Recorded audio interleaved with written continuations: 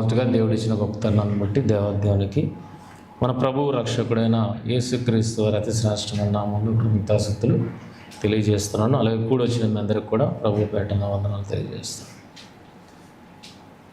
దేవుడు మన కళ్ళ ముందు ఎన్నింటినో పెట్టాడు.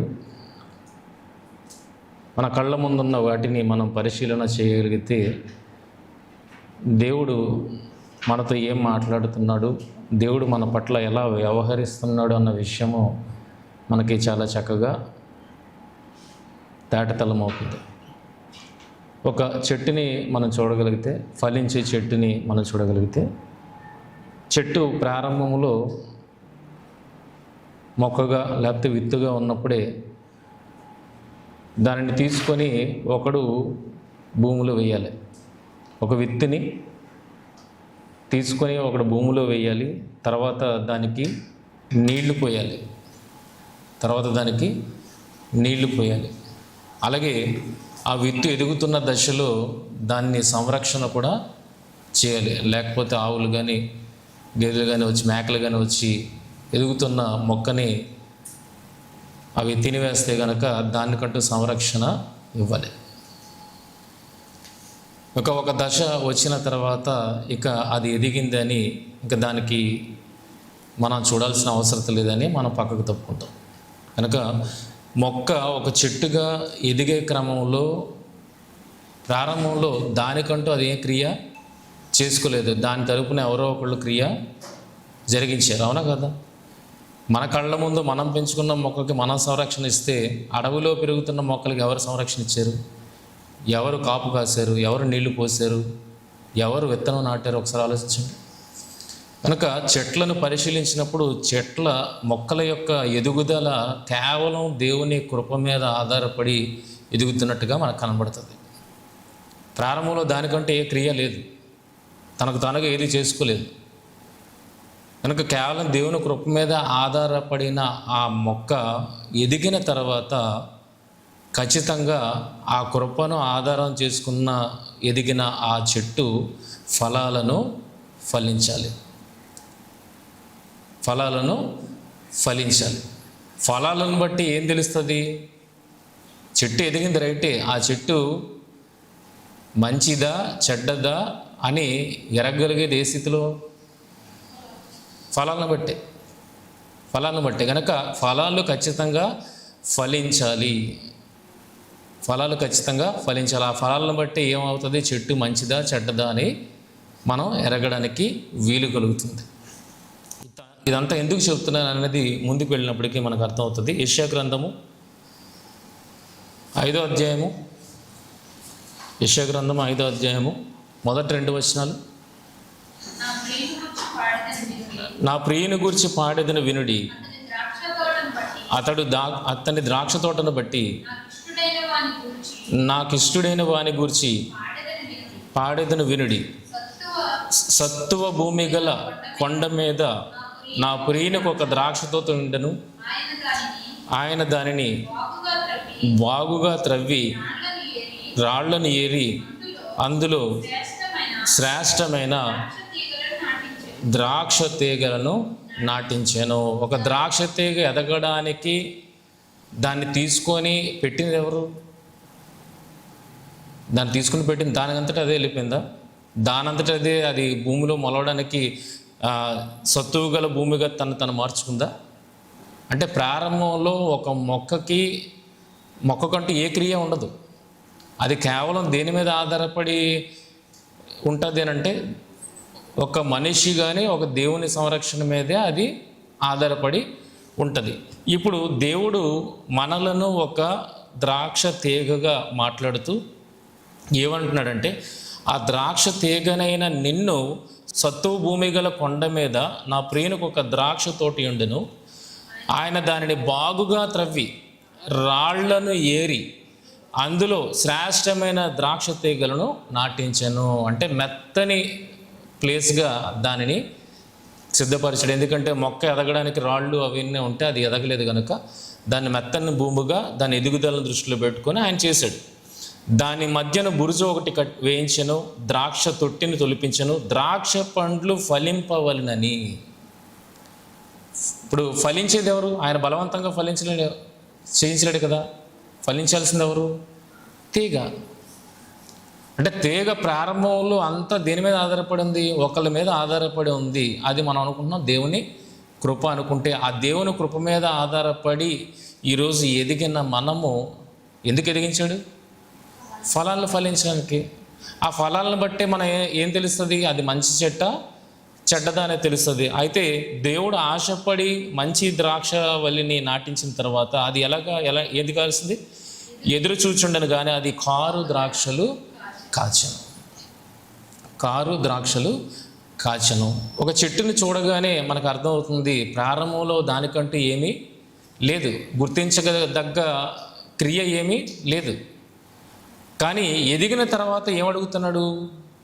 దాని నుండి క్రియలు కావాలని అడుగుతున్నాడు. అంటే ఫలాలు కావాలని అడుగుతున్నాడు. ప్రారంభంలో ఫలాలు ఉన్నాయా? ప్రారంభంలో ఏమైనా క్రియలు ఉన్నాయా? లేదు.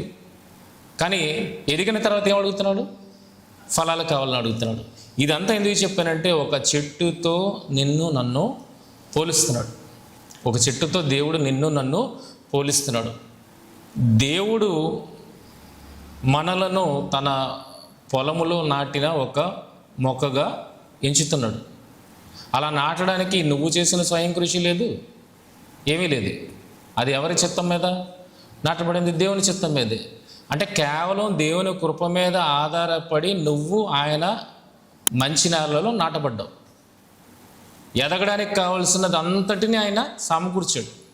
మనం ఎదగడానికి కావాల్సిన వాటన్నిటినీ సమకూర్చాడు. ఇప్పుడు సమకూర్చిన తర్వాత ఇప్పుడు ఏం అడుగుతున్నాడు? ప్రారంభంలో నువ్వు నాకేం చేయాల్సిన అవసరం లేదు, కానీ ఇప్పుడు ఏం చేయాలి? ఎదిగిన దానికి తగ్గట్టుగా నువ్వు నా కొరకు ఫలించాలి. ఇంకా నీతిమంతుడి విషయంలో దేవుడు మాట్లాడుతూ ప్రారంభంలో ఏమంటున్నాడు? నీ క్రియ నాకేం వద్దన్నాడు. నీ క్రియలు ఎలాంటివి? నీ క్రియల వల్ల నువ్వు నీతిమంతుడిగా ఎంచబడమన్నాడు. కానీ తర్వాత నీతిమంతుడైన తర్వాత విశ్వాసంలో ఎదుగుతున్న క్రమంలో నీ నుండి ఏమడుగుతున్నాడు? క్రియలు అడుగుతున్నాడు. క్రియలు లేకుండా నీ విశ్వాసం పరిపూర్ణము అవదని అడుగుతున్నాడు. మరి ప్రారంభంలో క్రియలు అడగలేదు, ఇప్పుడు క్రియలు అడగడంలో ఉద్దేశం ఏంటి?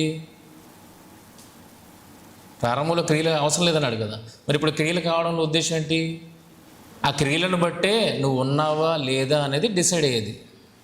ఆ క్రియలే నువ్వు దేవునిలో ఉన్నావా దేవునిలో లేవా అన్నది డిసైడ్ చేసేది. మరి డిసైడ్ చేసేది అదే అన్నప్పుడు నువ్వు ఫలించాలొద్దా? ఖచ్చితంగా నీ నుండి దేవుడు ఫలాలను ఎదురు చూస్తాడు. ఇది ప్రారంభంలోనే మనకి చెప్పబడింది. లూకాసు వార్త 3వ అధ్యాయము 3వ వచనం నుండి, అంతటా అతడు వచ్చి పాపక్షమాపణ నిమిత్తము మారు మనసు విషయమైన బాప్తిసం పొందవలనని యోర్దాను నదీ ప్రదేశం అందంతటా ప్రకటించుండెను. 7వ వచనం, అతడు తన చేత బాప్తిసం పొందవచ్చిన జనసమూహం చూచి సర్పసంతానమా, రాబో ఉగ్రతను తప్పించుటకు మీకు బుద్ధి చెప్పిన వాడెవడు? మారు మనస్సునకు తగిన ఫలములు ఫలించుడి. మారు మనసుకు నువ్వేం చేయలేదు. పాపక్షమాపణ నిమిత్తము మారు మనసు విషయమైన బాప్తిసం, అది ఎవరు అరేంజ్ చేశారు? దేవుడు అరేంజ్ చేశాడు. నువ్వు చక్కగా వచ్చి ఏం చేయాలి? నీ పాపాలను ఒప్పుకొని నీటిలో మునగడమే. నువ్వు కడిగి వేసుకోవడానికి నువ్వు చేయగలిగిన క్రియ ఏమీ లేదు అక్కడ. అన్ని పాపాలు నీకు నువ్వుగా కడిగి వేసుకోలేవు.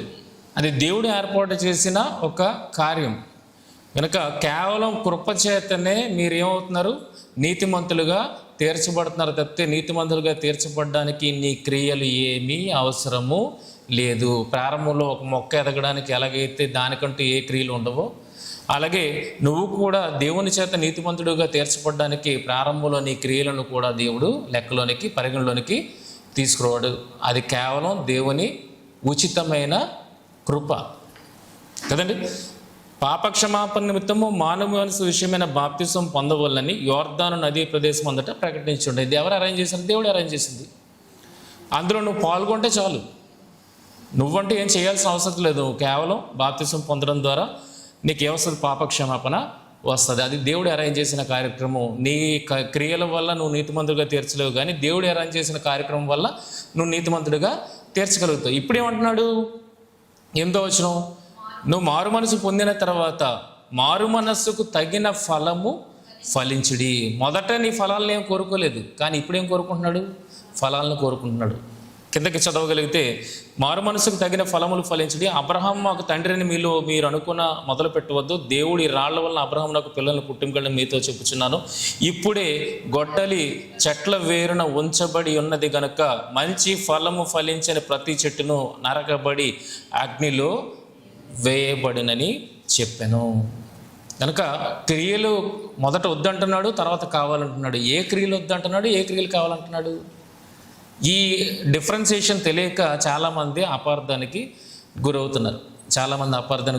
మొదట క్రియలు వద్దన్నాడు కదా, మరలా క్రియలు అడుగుతున్నాడు ఏంటి?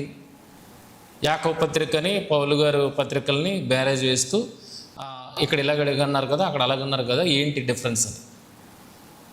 కనుక దేవుడు నిన్ను నీతిమంతుడిగా తీర్చడానికి ముందు చేసిన నీ క్రియలేవి లెక్కలోనికి రావు. నీతిమంతుడిగా తీర్చిన తర్వాత నీ క్రియలు లెక్కలోనికి వస్తాయి. ఇప్పుడు మనం బాగా ఆలోచించగలిగితే, కొత్తగా అప్పుడే స్టడీస్ కంప్లీట్ చేసుకొని, చదువు పూర్తి చేసుకొని ఉద్యోగం కొరకు ఒక స్టూడెంట్ అప్లై చేస్తాడు. అప్లై చేసినప్పుడు ఫస్ట్ ఉద్యోగంలో ఏం చూస్తాడు? ఎక్స్పీరియన్స్ చూస్తాడా? ఏం చూస్తాడు? కాన్ఫిడెన్స్ లెవెల్ చూస్తాడు. ఏం చూస్తాడు? ఆత్మవిశ్వాసం ఎంత ఉంది, నా కంపెనీలో ఇతనికి మంచి జ్ఞానం ఉన్నది, గొప్పోడని తీసుకోరు. ఎవరు తీసుకుంటారు? ఆత్మవిశ్వాసం ఎంత ఉంది అనేది ప్రారంభ ఉద్యోగంలో ఏం చూస్తారంటే, వాడి ఎక్స్పీరియన్స్, వాడు చేసిన పనులు, గతంలో వెలగబెట్టిందంతా చూడరు, కానీ కేవలం వాడి ఆత్మవిశ్వాసాన్ని చూస్తారు. ఇప్పుడు ఆత్మవిశ్వాసాన్ని చూసి చాలా బాగుంది, సెల్ఫ్ కాన్ఫిడెన్స్ బాగుంది కనుక ఈయనకి ఉద్యోగం ఇద్దాం అని అనుకుంటారు. ఉద్యోగం ఇచ్చిన కొన్నాళ్ళకి ఏం చూస్తారు? ఇప్పుడు సెల్ఫ్ కాన్ఫిడెన్స్ చూస్తారా? ఇంకా ఆత్మవిశ్వాసాన్ని చూస్తారా? లేదా విశ్వాసముతో కూడిన క్రియ చూస్తారా? మరి ప్రారంభంలో నీ క్రియ అవసరం లేదన్నాడు. ఏ క్రియ అవసరం లేదు? నా కంపెనీలో చేయగలిగేది ఏది నీకు లేదు అక్కడ బయట ప్రారంభంలో. మళ్ళీ ఇక్కడికి వచ్చి నువ్వు ట్రైన్ అవ్వాలి, ట్రైన్ అయ్యి దానికి తగ్గట్టుగా నువ్వు పని చేయాలి. కనుక ముందు చేసిందంతా నా కంపెనీకి అప్లై అవ్వదు, నా కంపెనీకి అది సరిపోదు. కనుక ప్రారంభంలో ఏం చూసావు? నువ్వు చేయగలవు అన్న ఆత్మవిశ్వాసాన్ని చూశాను, చేయగలవు, ఆత్మవిశ్వాసం నాకు గురింది అనేది నువ్వు వచ్చావు. వచ్చిన తర్వాత సంవత్సరం 2 సంవత్సరాలు గడిచిన తర్వాత ఇంకా నీ ఆత్మవిశ్వాసాన్ని చూస్తూ ఉంటాడా? ఆ ఆత్మవిశ్వాసముతో చేసే క్రియలను ఇప్పుడు చూస్తాడు. ఇప్పుడు ఎక్స్పీరియన్స్ కావాలి, ఇప్పుడు ఆత్మవిశ్వాసం అవసరం లేదు. ఆ ఆత్మవిశ్వాసముతో, కేవలం ఆత్మవిశ్వాసం అవసరం లేదు, ఆ ఆత్మవిశ్వాసంతో చేయగలిగే పనులు ఇప్పుడు చూస్తాడు. ఇప్పుడు నీకు ఇంక్రిమెంట్ కానీ ప్రమోషన్ కానీ దేన్ని బట్టి వస్తుంది? ఆత్మవిశ్వాసాన్ని బట్టి ఉద్యోగం వచ్చింది, కానీ ఆత్మవిశ్వాసంతో చేస్తున్న పనులను బట్టి ఇప్పుడు నీకు ఇంక్రిమెంట్ కానీ ప్రమోషన్ కానీ వస్తుంది. అర్థమవుతుందా? కనుక ప్రారంభంలో క్రియలు అవసరం లేదంటే అవి నా కంపెనీకి సంబంధించినవి కావు. అవి దాన్ని నేను ఎలాగా లెక్కలను తీసుకుని వస్తాను? అలాగే దేవుడు కూడా ధర్మశాస్త్ర సంబంధమైన క్రియలు, అది మనస్సునందున్న ధర్మశాస్త్రం కావచ్చు, యూదులకు ఇవ్వబడిన ధర్మశాస్త్రం కావచ్చు. అన్యులు మనస్సునందున్న ధర్మశాస్త్రాన్ని బట్టి క్రియలు చేసిన వాళ్ళు ఉన్నారు, యూదులు తమకు ఇవ్వబడిన ధర్మశాస్త్రాన్ని బట్టి క్రియలు చేసిన వారు ఉన్నారు. కానీ ఆ క్రియలు నాకు సంబంధించినవి కావు. ఆ క్రియల వల్ల మీరెవరు నీతిమంతులుగా తీర్చబడరు.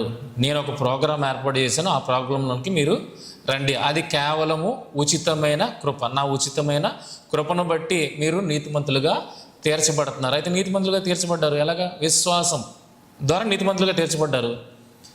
తర్వాత కూడా విశ్వాసం ద్వారా నీతిమంతులుగా తీర్చబడతారా? ఆలోచించండి. ఇప్పుడు ఆ విశ్వాసానికి ఏం తోడవ్వాలి? క్రియలు తోడవ్వాలి. ఇంకా ప్రారంభ క్రియలు దీనికి సంబంధించినవి కావు అవి నువ్వు నీతిమంతుడిగా తీర్చబడడానికి. కానీ ఇప్పటి క్రియలు నువ్వు నీతిమంతుడు అవునా కాదా అన్నది తీర్చేవి. ఇప్పటి క్రియలు దేవునిలో వచ్చిన తర్వాత, దైవుని సంబంధం అయిన తర్వాత, దైవ స్వభావాన్ని కలిగిన తర్వాత చేసే క్రియలన్నీ దేవుడు పరిగణలోనికి తీసుకుంటాడే తప్పితే దేవునిలోనికి రాకముందు నువ్వు చేసిన క్రియలను ఏంటిని దేవుడు పరిగణలోనికి తీసుకోడు. ఈ క్లారిటీ దేవుడు వాక్యము మనకి ఇస్తుంది అన్న విషయం మనం అర్థం చేసుకోవాలి. చూడగలిగితే రోమపత్రిక 4:3 లేఖనం ఏమి చెప్పుచున్నది? అబ్రహాము దేవుని నమ్మెను, అది అతనికి నీతిగా ఎంచబడెను. నమ్మెను, నీతిగా ఎంచబడెను. పని చేయువానికి జీతము రుణమే గాని దానమని ఎంచబడదు. పని చేయక భక్తిహీనుని నీతిమంతునిగా తీర్చువాని అందు విశ్వాసం ఉంచువానికి వాని విశ్వాసము నీతిగా ఎంచబడుచున్నది. పని చేయక భక్తిహీనుని నీతిమంతుడిగా తీర్చువాని అందు విశ్వాసం ఉంచువానికి వాని విశ్వాసం నీతిగా ఎంచబడుచున్నది. ఆ ప్రకారమే క్రియలు లేకుండా దేవుడు ఎవరిని నీతిమంతుడిగా ఎంచెనో ఆ మనుష్యుడు ధన్యుడని దావీదు కూడా చెప్పుచున్నాడు. ఏలయనగా తన అతిక్రమములకు పరిహారము నొందినవాడు, తన పాపమునకు ప్రాయశ్చిత్తం నొందినవాడు ధన్యుడు. ప్రభువు చేత నిర్దోషి అని ఎంచబడువాడు ధన్యుడు. ఇది ప్రారంభ స్టేజ్. ఒక విశ్వాసిగా దేవుళ్ళలోనికి వస్తున్న నీకు ఇది ప్రారంభ స్టేజ్. అంతకుముందు నువ్వు ఏ కార్యక్రమాలు చేసినా అవి దేవుని దృష్టిలో నీతి కార్యాలుగా ఎంచబడవు. అవి దేవునికి సంబంధించినవి కావు. అవి కనుక ఆ క్రియలను వద్దన్నాడు. అటువంటి క్రియలు లేకుండానే నేను నిన్ను నీతిమంతుడిగా తీరుస్తాను. ఇది నేను ఏర్పాటు చేసిన ప్రోగ్రాం. కనుక ఈ ప్రోగ్రాంలోనికి నువ్వు ఎలా రావాలి? విశ్వాసంతో రావాలి. విశ్వాసంతో రావాలి. విశ్వాసంతో నువ్వు ఎప్పుడైతే వస్తావో నేనేం చేస్తాను? నీ పాపాలను, నీ అతిక్రమాలను నేను ఉచితముగా పరిహరిస్తాను. ఉచితముగా పరిహరించి నేను నీతిమంతునిగా తీరుస్తాను. కనుక విశ్వాసంతోనే వచ్చావు కనుక దేవుడు నిన్ను ఏం చేశాడు? నీతిమంతుడిగా తీర్చాడు. ఇప్పుడు ఏమడుగుతున్నాడు? అక్కడతో అయిపోయిందా? ఇంతకీ నువ్వు దేవునిలో విశ్వాసంతో ఉన్నావా, ఎదుగుతున్నావా లేదా అన్నది ఎలా తెలుస్తుంది?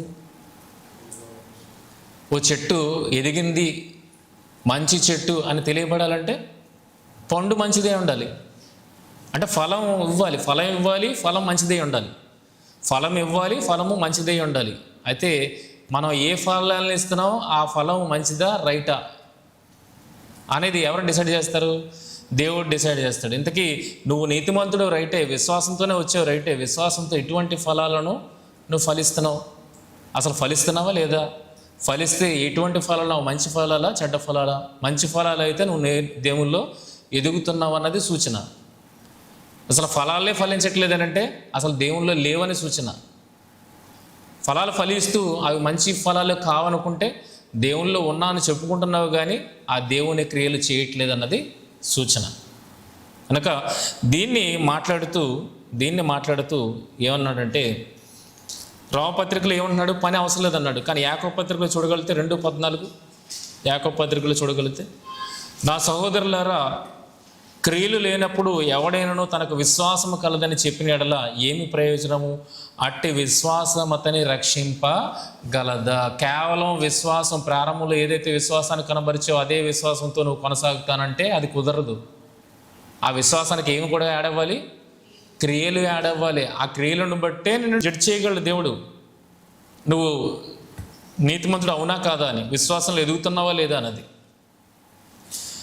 కనుక రోమపత్రిక 4 చెప్తున్నది నీ ప్రారంభం గురించి, యాకోబు పత్రిక చెప్తున్నది నీ ప్రారంభం నుండి ఎదుగుదలను గురించి. నీ ప్రారంభం నుండి దేవుళ్ళు ఎదిగేవో చూస్తావు, ఆ ఎదుగుదలను గురించి మాట్లాడుతున్నది యాకోబు పత్రిక. రోమపత్రిక మాట్లాడుతున్నది ఏంటి? నీ ప్రారంభం గురించి, దేవుల్లో నీ ప్రారంభం గురించి. అర్థమవుతుందా? కనుక 2 రైటే, 2 వచనాలు రైటే. నీవు పని చేయక క్రియలు లేకుండా భక్తిహీనుని ఎవడైతే నీతిమంతుడిగా తీరుస్తాడో అని అన్నాడు, అది రైటే. అలాగే క్రియలు లేనప్పుడు ఎవడైనా తనకు విశ్వాసం కలదని చెప్పినట్లే ఏమి ప్రయోజనమో ఆ విశ్వాసం అతను రక్షింపగలదా, ఈ మాట కూడా రైటే. అయితే ఎప్పటికీ ఏ కాలానికి సంబంధించిన మాటలుగా అర్థం చేసుకోగలిగితేనే కరెక్ట్గా మనం అపార్థానికి గురి కాకుండా ఈ విషయాలను అర్థం చేసుకోగలుగుతాం. మొదటి మాట ఏంటి? రోమపత్రిక చెప్పిన మాట దేవునిలో నీ ప్రారంభం, యాకోబులో దేవునిలో నీ ఎదుగుదల. ప్రారంభానికి ఎదుగుదలకి మధ్యన ఏముంది? టైం గ్యాప్ ఉందా లేదా? ఈ గ్యాప్లో ఏం చేసావు? నువ్వు విశ్వాసం బట్టి ఎదుగుతున్నావు. ఎదుగుతున్నావు అన్నదానికి ప్రూఫ్ ఏంటి? క్రియలు. ఎదుగుతున్నావు అనడానికి ప్రూఫ్ ఏంటి? క్రియలు. కనుక హెబ్రీయులకు రాసిన పత్రిక 8వ అధ్యాయం 12వ వచనం చూడగలిగితే, హెబ్రీ పత్రిక 8వ అధ్యాయము 10-12 వచనాలు, ఆ దినంలో అయిన తర్వాత ఇశ్రాయేలు ఇంటి వారితో నేను చేయబో నిబంధన ఏదనగా, వారి మనస్సులో నా ధర్మ విధులను ఉంచెదను, వారి హృదయముల మీద వాటిని వ్రాసెదను. నేను వారికి దేవుడిని ఎందును, వారు నాకు ప్రజలే ఎందురు. 12వ వచనము, నేను వారి దోషముల విషయమే దయ కలిగి వారి పాపములు నీకు ఎన్నడూ జ్ఞాపకం చేసుకున్నానని ప్రభువు సెలవిచ్చుచున్నాడు. అతిక్రమములకు పరిహారము నొందినవాడు ధన్యుడు. కనుక ఇక్కడ దేవుడు ఏమంటున్నాడంటే, నీ అతిక్రమాలను నేను జ్ఞాపకం చేసుకోను. ఈ రోజు నుండి నువ్వు నన్ను విశ్వసించావు కనుక నిన్ను ఏం చేస్తున్నాను, నిన్ను ఎలాగ ఎంచుతున్నాను, నిన్ను ఎలా ఎంచుతున్నాను, నువ్వు నా సంబంధివి. అదే కదా, నేను వారికి దేవుడిని ఎందును, వారు నాకు ప్రజలే ఎందురు. నువ్వెవరివి? నా సంబంధివి. నీ అతిక్రమాలను నేను అన్నింటినీ కడిగివేశాను. ఇప్పటి నుండి నువ్వు నీతిమంతుడివి అని అంటే దాని అర్థం ఏంటి? ఏమని తెలుసుకున్నావు గత వారంలో? నీతిమంతుడు అనగా దేవుని సంబంధి, దైవ స్వభావము కలిగినవాడు. నీతిమంతుడు అనగా దేవ సంబంధి, దైవ స్వభావం కలిగినవాడు. కనుక ఇక్కడ ఏమంటున్నాడంటే, బాప్తిసం పొందిన వారి విషయంలో ఏమంటున్నాడంటే, నేను మీ పాపములను, మీ దోషముల విషయమే దయగలిగి వారి పాపములను ఇక్కడ ఎన్నడూ జ్ఞాపకము చేసుకున్నాను. దావీదు గారు చెప్పిన మాట, పాపములకు పరిహారము నొందినవాడు ధన్యుడు. అదే కదా రోమపత్రికలో మనం చదువుకున్నాం. రోమపత్రిక 4వ అధ్యాయము 7వ వచనము, ఏలైనగా తన అతిక్రమములకు పరిహారము నొందినవాడు, తన పాపములకు ప్రాయశ్చిత్తం నొందినవాడు ధన్యుడు. ఎవరి పత్రికలు ఏమంటున్నాడు? 8, నేను ఇక అన్నాడు. 12వ వచనము, నేను వారి దోషముల విషయమే దయగలిగి వారి పాపములను ఇక్కడ ఎన్నడూ జ్ఞాపకం చేసుకుని ప్రభువు సెలవిచ్చినాడంటే కడిగేశాడు అని అర్థం. మన పాపాలు ఏం చేశాడు? కడిగివేశాడు. విశ్వాసము ద్వారా ఆయనలోనికి ఎప్పుడైతే వస్తామో అప్పుడు మన పాపములను కడిగేశాడు. ఇప్పుడు అబ్రహాము పని చేయకే దేవుడు నీ నమ్మెను, అది అతనికి నీతిగా ఎంచబడేను అన్నది ఎలాగ అర్థం చేసుకోవాలంటే, నేను వారికి దేవుడిని ఎందును, వారు నాకు ప్రజలై యుందురు అన్నమాట మాట్లాడతాడు. కనుక నీతిమంతుడు అయిన దగ్గర నుండి మనం ఎవరి సంబంధం? దేవుని సంబంధం. దేవుని సంబంధం. మనం ఆయన ప్రజ. అనగా దేవుని సంబంధిగా మనం ఏం కనపరచాలి? దైవ స్వభావాన్ని కనపరచాలి. ఇది అబ్రహాము గారు ఎలా కనపరిచారో మనం చూడగలిగితే ఆదికాండం 18వ అధ్యాయము 17వ వచనం నుండి మనం చూడగలిగితే, ఆదికాండం 18వ అధ్యాయం, అప్పుడు యెహోవా నేను చేయబోవు కార్యము అబ్రహామునకు దాచెదనా, అబ్రహాము నిశ్చయముగా బలము గల గొప్ప జనబగును, అతని మూలముగా భూమిలోని సమస్త జనులను ఆశీర్వదింపబడును. అబ్రహాం ద్వారా ఎవరు ఆశీర్వదింపడతారండి? భూమిలోని సమస్త జనులను ఆశీర్వదింపబడుదురు. మరి భూలోకంలో ఉన్న సమస్త జనులు దేవుని చేత కూడా ఏమి పొందుతున్నారు? ఆశీర్వదింపబడుతున్నారు లేదా? దేవుడు ఆశీర్వాదం ఉన్నది కనుకనే ఈరోజు మనం అందరం ఎలాగనో నెమ్మది కలిగి అన్నింటినీ పొందుతూ సంరక్షణ కలిగి మనం దేవునిలో వర్ధిల్లుతున్నాం. కనుక దేవుడు ఎలాగైతే ఆశీర్వాదానికి కారకుడో, అబ్రహాము కూడా ఎలాంటి కారకుడట?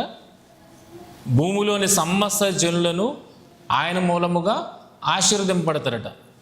25వ వచనం, ఆ చెప్పున చేసి దుష్టులతో కూడా నీతిమంతులను చంపుట నీకు దూరమవునుగాక, నీతిమంతుని దుష్టులతో సమముగా ఎంచుట నీకు దూరమవునుగాక, సర్వలోకమునకు తీర్పు తీర్చేవాడు న్యాయము చేయడా అని చెప్పినప్పుడు అబ్రహాము ఎలాంటి మాటలు మాట్లాడుతున్నాడు అన్న విషయం చూడగలిగితే, లోకము, భూలోకము, సమస్త జనులను ఆయన ద్వారా ఆశీర్వదింపబడతారని అబ్రహాముని గురించి ఏ మాట అయితే దేవుడు చెప్పాడో, అటువంటి దేవునికి కలిగిన స్వభావాన్నే అబ్రహాము కూడా చెబుతున్నట్టుగా మనకు కనబడుతుంది, చూపిస్తున్నట్టు కనబడుతుంది.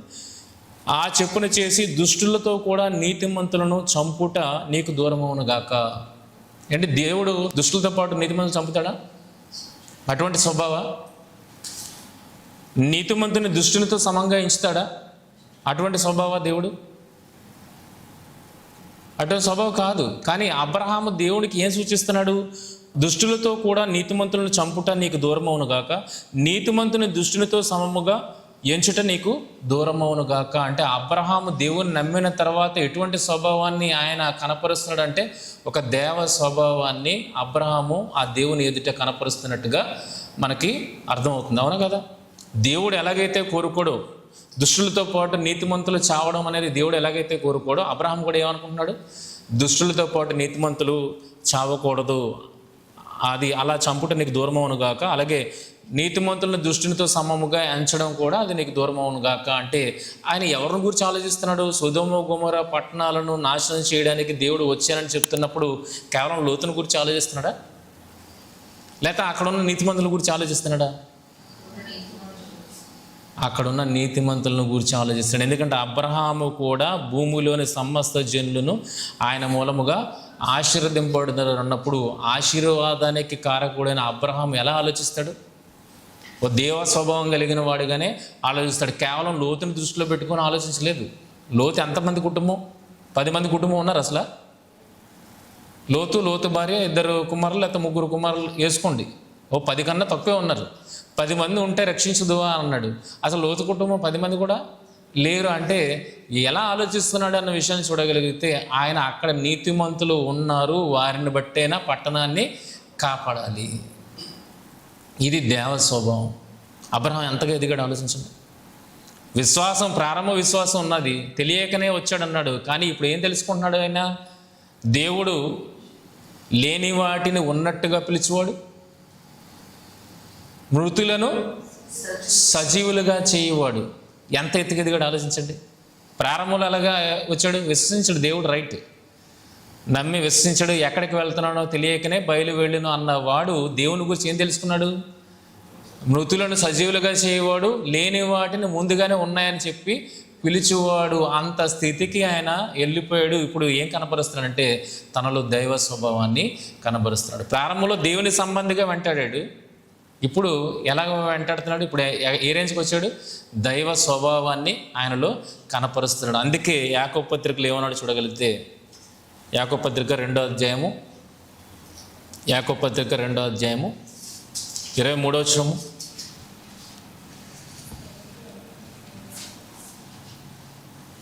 యాకోబు పత్రిక 2వ అధ్యాయం 23వ వచనం. కాబట్టి అబ్రహాము దేవుని నమ్మెను, అది అతనికి నీతిగా ఎంచబడెను. ఈ వచనాన్ని మనం రోమపత్రిక 4వ అధ్యాయం 3వ వచనంలో చదువుకున్నాం, ఇదే వచనాన్ని. కాబట్టి అబ్రహాము దేవుని నమ్మెను, అది అతనికి నీతిగా ఎంచబడెను అనే లేఖనము నెరవేర్చబడెను, కంప్లీట్ అయిపోయింది. ఎలాగా? మరియు దేవుని స్నేహితుడని అతనికి పేరు కలిగెను. దేవుని స్నేహితుడని అతనికి పేరు కలిగెను. ముందేం చెప్తుంది? లేఖనం నెరవేర్చబడని చెప్తుంది. తర్వాత మరియు దేవుని స్నేహితుడని అతనికి పేరు కలిగెను. మనం ఎవరితో స్నేహం చేస్తాం? మన వంటి స్వభావం కలిగిన వారినే మనం ఫ్రెండ్స్గా ఎంచుకుంటాం కదా. మన వంటి స్వభావం కలిగిన వారినే మన స్నేహితులుగా చేసుకుంటాం. కనుక ఇక్కడ దేవుని స్నేహితుడని అబ్రహామునకు పేరు కలిగిందంటే దేవుని స్నేహితుడు, దేవునికి స్నేహితుడిగా అబ్రహామును దేవుడు ఎన్నుకున్నాడంటే అబ్రహాం ఏ స్వభావం కలిగిన వాడు? నా వంటి స్వభావం ఎవరిలో ఉంది? అబ్రహాముకు ఉన్నది. నా వంటి స్వభావం ఎవరికి ఉంది? అబ్రహాముకు ఉన్నది అన్నప్పుడు దేవుడు స్నేహితుడని అబ్రహాముకు పేరున్నదంటే అబ్రహాం ఏ స్థితికి ఎదిగాడో ఒకసారి ఆలోచించండి. దైవ స్వభావం కలిగిన ఆ స్థితికి అబ్రహాము ఎదిగాడు అన్న విషయము అర్థమవుతుంది. కనుక విశ్వాసిగా ప్రారంభించినప్పుడు ఏ క్రియ అబ్రహాముది లేదు. కానీ విశ్వాసి అయిన తర్వాత, నీతిమంతుడిగా తీర్చబడిన తర్వాత ఆ విశ్వాసంలో ఎంతగా ఎదిగాడంటే దేవుని సంబంధి అనిపించుకున్న దగ్గర నుండి దైవ స్వభావాన్ని కలిగిన వాడుగా, అంత గొప్పవాడిగా అబ్రహాము ఎదిగాడు. కనుక ఆ క్రియలే ఏం చేస్తున్నాయి? ఆ క్రియలు ఏమని ప్రూవ్ చేసి అబ్రహాము దేవుని నమ్మెను, అది అతనికి నీతిగా ఎంచబడిన లేఖనము నెరవేర్చబడెను. ఒకనాడు అది లేఖనంగా చెప్పాడు, ఇప్పుడు ఆయన జీవితంలో అది ఏమైంది? నెరవేరిపోయింది. అలాగే కిందకి చూడగలిగితే 25వ వచనం, అటువలనే రాహాబను వేశ్య కూడా దూతలను చేర్చుకొని వేరొక మార్గమున వారి వెలుపలికి పంపివేసినప్పుడు క్రియల మూలముగా నీతిమంతురాలని ఎంచబడెను. రాహాబను వేశ్య కూడా ఎలాగ ఎంచబడింది? క్రియల మూలముగా నీతిమంతురాలని ఎంచబడింది. అయితే మొదట ఆవిడ ఎలాగా తన విశ్వాసాన్ని కనపరిచింది అది కూడా తెలియదు కదా. మొదట ఎలా విశ్వాసాన్ని కనపరిచింది, ఆ కనపరిచిన విశ్వాసాన్ని క్రియల వద్దకు తీసుకెళ్ళి ఆవిడ పరిపూర్ణమైంది అన్న విషయాన్ని మనం అర్థం చేసుకోవాలి. ఆవిడ మాటలను ఒకసారి చూడగలిగితే యెహోషువ గ్రంథము 2వ అధ్యాయము 8వ వచనం నుండి, ఆ వేగులు వారు పండుకొనక మునుపు ఆమె వారున్న మిద్దె మీదకి ఎక్కి వారితో ఇట్లనెను, యెహోవా ఈ దేశమును మీకు ఇచ్చుచున్నాడనియు, మీ వలన మాకు భయము పుట్టుననియు, మీ భయం వలన ఈ దేశ నివాసులందరికీ ధైర్యము చెడిననియు నేను ఎరుగుదును. మీరు ఐగుప్తు దేశంలో నుండి వచ్చినప్పుడు మీ ఎదుట యెహోవా ఎర్ర సముద్రపు నీరును ఎలాగో ఆరిపోచేసెనో, యోర్దాను తీరంనున్న ఆమోరీయుల 2 రాజులైన సీహోనుకును ఓగుకును మీరేమి చేసిరో అనగా మీరు వారిని ఎలాగో నిర్మూలన చేసిరో ఆ సంగతి మేము వినినప్పుడు మా గుండెలు కరిగిపోయాను. మీ దేవుడైన యెహోవా పైన ఆకాశమందును క్రింద భూమి అందును దేవుడే. మీ ఎదుట ఎట్టి మనుషులకైనను ధైర్యం ఏమాత్రము ఉండదు. ఏమని విశ్వసించిందండి ఆవిడ అన్నీ చెప్తున్న మాటలను బట్టి ఆవిడ గొప్పగానే దేవుని విశ్వసించింది. అక్కడతో ఆగిపోయిందా? దీనికి యాకోబు పత్రికలో ముందు మాట్లాడుతూ దయ్యములు కూడా దేవుడు ఒక్కడే అని దయ్యములు నమ్మి వణుకుచున్నాయి అన్నాడు. మనం కూడా ఏం ఒప్పుకుంటున్నాం? దేవుడు ఒక్కడే. ఆ దేవుడు ఏ దేవుడట? యెహోవా పైన ఆకాశమందును క్రింద భూమి అందును దేవుడే. ఆ ఒక్క దేవుడు పైన ఆకాశమందు కింద భూమి అందు దేవుడే మనం ఒప్పుకుంటున్నాం. ఇప్పుడు దయ్యాలు ఒప్పుకొని మనం ఒప్పుకుంటే ఈ రెండింటికి ఎలాగా జస్టిఫై చేస్తాం? రెండు నమ్ముతున్నాయి. దయ్యాలు నమ్ముతూనే మనం నమ్ముతున్నాం. దేవుడు ఒక్కడే అది నమ్ముతుంది, మనము నమ్ముతున్నాం. ఆయన ఆకాశానికి భూమికి దేవుడని నమ్ముతుంది, మనం ఆకాశానికి భూమికి దేవుడని నమ్ముతున్నాం. మరి ఇద్దరి నమ్మకాలు ఒకటే. ఇప్పుడు ఇద్దరిని ఎలా జడ్జ్ చేస్తాం? ఎవరు రైట్ ఎవరు రాంగ్ అని ఆలోచించగలిగితే నెక్స్ట్ ఏంటి? దాని వాటి అవుట్పుట్. ఒక చెట్టు, మంచి చెట్టు ఉంది, చెడ్డ చెట్టు ఉంది. ఇది మంచి చెట్టు, ఇది చెడ్డ చెట్టు అని ఎలా చెప్పగలుగుతాం? రెండు దేవుని కృపను బట్టి ఎదిగే. అయితే ఇది మంచిది, ఇది చెడ్డది అని ఎలా చెప్పగలుగుతాం? ఫలాలను బట్టి ఎలాగైతే చెప్పగలుగుతామో ఇప్పుడు ఖచ్చితంగా దేవుని విశ్వసించాలని చెప్పుకుంటున్న నీలో కూడా ఏం కనబడాలి? ఫలాలు, క్రియలు కనబడాలి. ఇప్పుడు ఆవిడ విశ్వాసం యెహోషువ గ్రంథంలో ఆవిడ దేవుణ్ణి ఎంతగా విశ్వసిస్తుందన్న విషయం మనకి అర్థమైంది. అయితే అక్కడితో ఆగిపోతే ఆవిడ విశ్వాసం పరిపూర్ణం కాదు. కానీ అది నీతిమంతురాలుగా తీర్చబడేటట్టుగా ముందుకెళ్ళాలి. ఆమె ఆ విశ్వాసంతో నీతిమంతురాలుగా, దేవుని ఎదుట నీతిమంతురాలుగా తీర్చబడేంత డిస్టెన్స్కి అది వెళ్ళాలన్నప్పుడు ఆమె ఏం చేయాలి?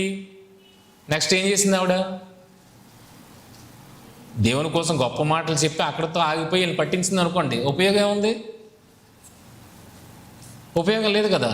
కనుక మీరు దేవుని సంబంధులు అని చెప్పి దేవుని విశ్వసించిన ఆమె ఆ దేవుని సంబంధులను ఎలా చేర్చుకొని వారి కంటబడకుండా తప్పించిందో, ఎవరికంట?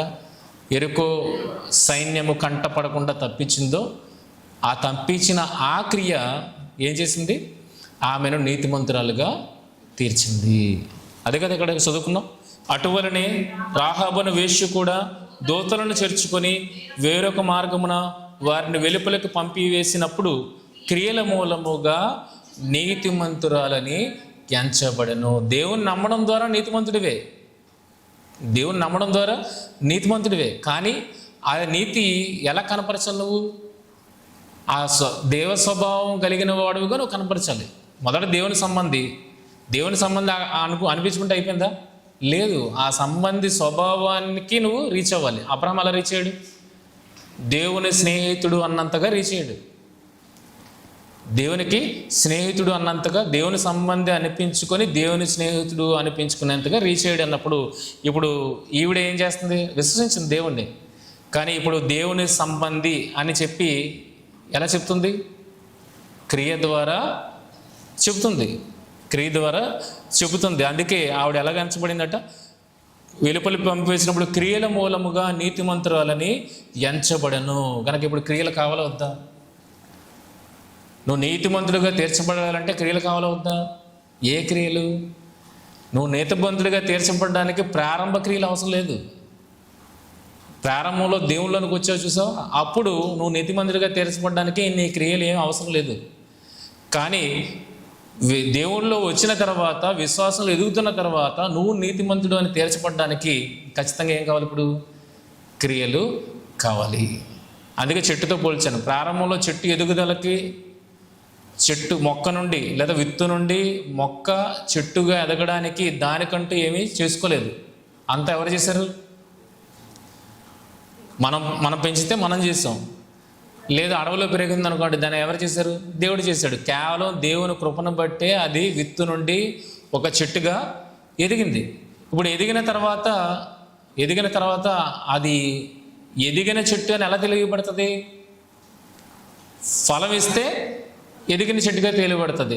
ఆ ఫలం మంచి ఫలం అయితే మంచి చెట్టు అని తెలియబడుతుంది. కనుక ఎదిగిన తర్వాత ఎదగడానికి నీకేం అవసరం లేదు, ఎదగడానికి నీ క్రియలేమీ అవసరం లేదు. ఎదిగిన తర్వాత మాత్రము నువ్వు మంచి చెట్టువా చెడ్డ చెట్టువా, అది నువ్వు ఫలించే చెట్టువా ఫలించని చెట్టువా అనేది తెలియబడాలి అంటే ఖచ్చితంగా నీలోని ఫలాలు రావాలి. ఆ ఫలాలు మంచివై ఉండాలి. ఆ ఫలాలు మంచి ఫలాలను ఫలించడాన్ని బట్టి ఇది ఏమని చెట్టు అనిపించుకుంటుంది? మంచి చెట్టు అనిపించుకుంటుంది. అలాగే దేవుల్లో వచ్చిన మనము కూడా నీతిమంతులు అనిపించుకోవాలంటే మన ద్వారా ఏం జరగాలి? క్రియలు జరగాలి. ప్రారంభంలో ఏం అవసరం లేదు. కానీ నువ్వు నీతిమంతుడిగా తీర్చబడి విశ్వాసం ఎంత ఎదిగిన తర్వాత ఇప్పుడు ఏం కనబడాలి? విశ్వాసంతో పాటు క్రియలు కూడా కనబడాలి. ఆ క్రియలే నువ్వు నీతిమంతుడు అవునా కాదా తేల్చేస్తుంది. నువ్వు దైవ స్వభావం అవునా కాదా అనేది డిసైడ్ చేసేవి ఆ క్రియలే. కనుక ఇప్పుడు క్రియలు కావాలా వద్దా? మరి ఆ క్రియలు వద్దన్నాడు కదా అని అంటే, ఆ క్రియలు ఏ క్రియలు? దేవునితో సంబంధం లేని క్రియలు అవి. ఇప్పుడు దేవునిలోనికి వచ్చిన తర్వాత దేవునికి సంబంధించిన క్రియలు ఇవి. రెండింటికి తేడా ఉంది కదా. దేవునితో సంబంధం లేని క్రియలు, దేవునిలోనికి వచ్చిన తర్వాత దేవునికి సంబంధించిన క్రియలు, ఈ రెండింటికి చాలా వ్యత్యాసం ఉంది. కనుక ఏ క్రియలు వద్దన్నాడు? నాతో సంబంధం లేని క్రియలు నాకు అవసరమో లేదు. ఇప్పటి నుండి నువ్వు నాతో సంబంధమై అవుతున్నావు.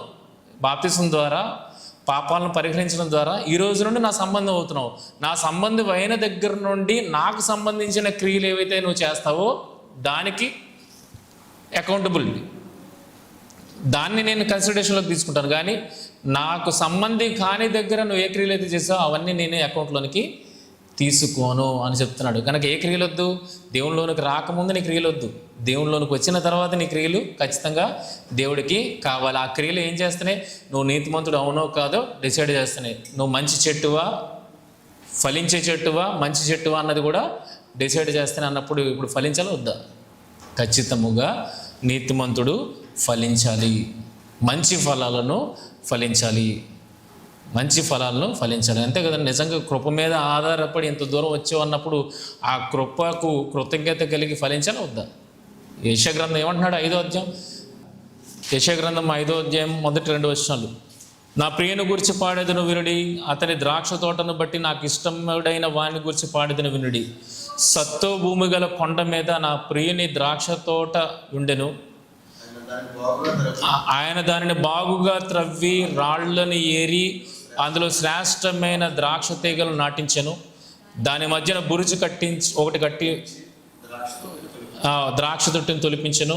ద్రాక్ష పండ్లు ఫలింపవలనని ఎదురు చూచిండను కానీ అది కారు ద్రాక్షలు కాచెను. ఏ ఉద్దేశంతో వేసాడండి? మంచి ద్రాక్షలు కావాలన్నా కదా. కానీ ఏది పండింది అంటే కృతజ్ఞత లేనిదనమాట. కనుక దేవుడు ఎంత ఉచితమైన కృపను మన ఎడలో చూపిస్తున్నాడంటే, రే నువ్వేం చేయవలసిన లేదురా, వచ్చి నన్ను అంగీకరించు, నేను ఒక్కడనే దేవుణ్ణి, నేను ఫలం దయచేసేవాడిని, నన్ను విశ్వసించు. అలా విశ్వసిస్తే నేనేం చేస్తాను? నీ పాపాలన్నింటినీ నీ అతిక్రమాలన్నింటినీ పరిహరిస్తాను. అప్పటి నుండి నువ్వు నా సంబంధమని నేను ఎంచుతాను అనే అంత కృప చూపెట్టినప్పుడు, ఆ కృపను బట్టి నువ్వు ఎదిగినప్పుడు, ఆ కృపకు కృతజ్ఞతగా నువ్వేం చేయాలి? ఖచ్చితంగా దేవుని కొరకు ఫలాలను ఫలించాలి. ఒకవేళ ఫలించలేదనుకోండి, మంచి ఫలాలను ఫలించలేదనుకోండి, అప్పుడు కృతజ్ఞత ఉన్నట్ట లేనట్ట. అదే దయ్యం చేసే పని. దయ్యం దగ్గర మనకు అవుట్పుట్ కనబడిపోతుంది. దాని అవుట్పుట్ని బట్టి అది దయ్యం అని చెప్తున్నాం కదా.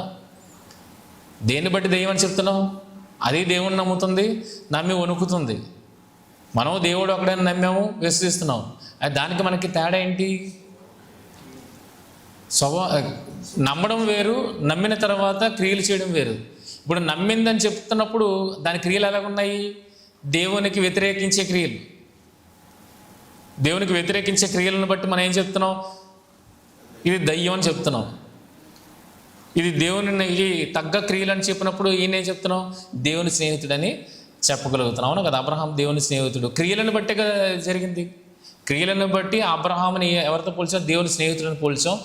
క్రియలను బట్టి ఆ దయ్యాన్ని దేంతో పోల్చాం? దేవునికి విరోధి అని పోల్చాం. దేన్ని బట్టి విరోధి, దేవుని బట్టి నీతిమంతుడు అని చెప్తున్నాం? కేవలం క్రియలను బట్టి. కనుక క్రియలు ఖచ్చితం. దేవునిలోనికి వచ్చింది తర్వాత దేవుని సంబంధిగా నువ్వు దైవ స్వభావం కలిగిన వాడుగా నీ క్రియలు ఏం కనపరుస్తున్నావు? దేవుడు దీన్ని ఖచ్చితంగా వాచ్ చేస్తాడు. ఇంకా ఏ క్రియలు వద్దంటున్నాడు? ప్రారంభంలో దేవునికి సంబంధించిన క్రియలు దేవుడు వద్దంటున్నాడు. నా సంబంధం అయిన దగ్గర నుండి నా స్వభావం కలిగిన వాడుగా నువ్వు చేసిన క్రియలను ఆయన కావాలని అంటున్నాడు. మరి అంత గొప్ప కృపను చూపించిన దేవునికి తగిన ఫలాలను ఫలించే వారముగా మనము ఉండాలి. అదే కదా బాప్తిస్మ యోహాను కూడా చెప్తున్నది. ఉచితమైన కృపను దేవుడు ఏర్పాటు చేశాడు. మీరు వచ్చి పాపక్షమాపణ నిమిత్తం మీరు ఏం చేయాలి? నీటిలో మునగడమే. అంత పెద్ద పని. అది పెద్ద పని. ఎవరికి నయమాను అన్నాడు, మా దేశంలో నదులు లేవా? గొప్ప గొప్ప నదులే మా దేశాల్లోనే ఉన్నాయి, ఇక్కడికి వచ్చి నీటిలో మునగడం ఏంటి అని అన్నప్పుడు పనివాడు ఇచ్చాడు సలహా. ఇంకో పెద్ద గొప్ప కార్యం చేయమంటే నువ్వు ఏదైనా ఆశ్చర్యపడిపోలేమో, కానీ ఏముంది నీటిలో మునగమని చెప్పాడు కదా, కాస్త మునిగేస్తే ఏమైపోయింది అని అన్నాడు. ఖచ్చితంగా ఏమొచ్చింది? స్వస్థ వచ్చింది. అది దేవుని గొప్ప కృప. ఎక్కడ మునిగే ఉన్నది కాదు, దేవుని మాటకు లోబడ్డవా లేదా అన్నది పాయింట్. అలాగే దేవుడికి లోబడి మనం ఏం చేస్తున్నాం? నీటిలో బాప్తిస్మం తీసుకుంటున్నాం, నీ పాపాలన్నింటినీ పరిగిస్తానంటున్నాడు. ఇది కేవలం దేవుని ఉచిత కృప. ఈ ఉచిత కృపను పొంది నువ్వు రక్షింపబడ్డావు అన్నప్పుడు ఆ రక్షణకు తగ్గట్టుగా నీ చర్యలు ఉండాలా వద్దా? ఖచ్చితంగా ఉండాలి. అదే కృతజ్ఞత కలిగిన జీవితాలు. అటువంటి జీవితాలు జీవించేవాడే ఎవరు? నీతిమంతుడు. ఓకేనా? నాకు అబ్రహాము దేవుని స్నేహితుడని పిలువబడ్డాడనంటే ఎవరితో స్నేహం చేస్తాం? మనకి స్వభావానికి తగ్గట్టుగా ఉన్న వాళ్ళతో మనం స్నేహం చేస్తాం అన్నప్పుడు దేవుడు అబ్రహాముని తన స్నేహితుడు అంటున్నాడంటే అబ్రహాములో ఏ స్వభావం ఉంది? దేవునికి స్వభావానికి తగ్గట్టుగా ఆయనలో కూడా ఏముంది? ఆ స్వభావం ఉంది కనుకనే ఫ్రెండ్షిప్ చేయగలిగాడు. అదే లేకపోతే దాన్ని ఆయన ఎలా తోసేస్తాడు? ఒక దయ్యంలో తోసేస్తాడు. ఇంకా దయ్యంలో ఎవరి స్వభావం లేదు? దేవుని స్వభావం లేదు. నమ్మడం అయితే నమ్ముతుంది, కానీ అది ఎక్కడి నుండి స్టార్ట్ అవుతుంది? దాని ప్రవర్తన ఎలాగుంది? ఎలా బయలుపడుతుంది? అది ఆది నుండి అబద్ధికుడు, నరహంతకుడు, దొంగ. ఆది నుండి కనుక క్యారెక్టర్ దేవుడితో విభేదిస్తుంది కనుక, క్రియలను బట్టి అది దేవుడితో విభేదిస్తుంది కనుక దానికి దయ్యం అని పెట్టాం. క్రియలను బట్టి దేవునికి ఎలా ఉన్నారు? సపోర్ట్గా ఉన్నారు కనుక, ఇక్కడ దైవ స్వభావం కనబరుస్తున్నారు కనుక దేవునికి స్నేహితులు. కనుక రెండింటికి మధ్య ఉన్న వ్యత్యాసాన్ని మనం గుర్తించాలి. దేవుడు ఏ విషయంలో నీతిమంతులుగా మనల్ని ఎంచుతున్నాడో ఆ నీతిగల కార్యక్రమాలు మన ద్వారా జరగాలి అని ఖచ్చితంగా దేవుడు కోరుకుంటున్నాడు. కనుక అట్టి గొప్ప నీతి కార్యాలను మనం జరిగించి మన ముందున్న సమాజానికి దేవుడు ఉన్నాడు, దేవుడు ఫలాన్ని దయచేసేవాడు. కనుక వెతకడానికి, ఫలాన్ని దయచేయడానికి మధ్యనే ఉంది వెంటాడేవాడు. మనం అందరం వెంటాడేవారము. అలాగే లోకంలో ఉన్నవారిని కూడా దేవుని వెంటాడేవారుగా మనం తీర్చడానికి మన వంతు ప్రయత్నం మనం చేయడానికి సంసిద్ధులుగా ఉండాలని మిమ్మల్ని కోరుకుంటూ నేను ఆ మాటలు ముగిస్తాను.